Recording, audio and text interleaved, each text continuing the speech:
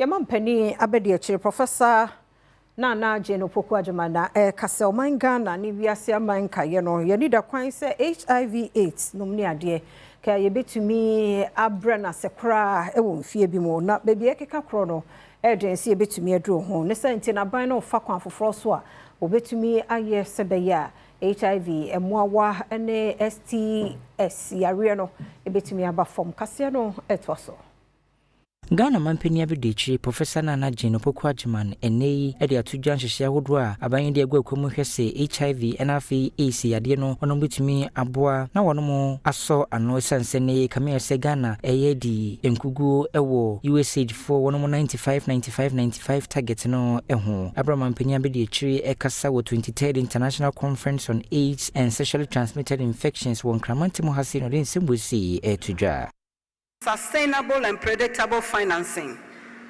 A national HIV response sustainable roadmap is being developed to secure domestic financing and strengthen accountability. 2. Strengthening universal health coverage. Government has uncapped the NHIS to expand fiscal space for essential health services. 3, what we call the Mahama case, a lifeline for chronic conditions. The Ghana Medical Care Trust Fund provides support for citizens living with chronic and lifelong conditions. 4, free primary health care.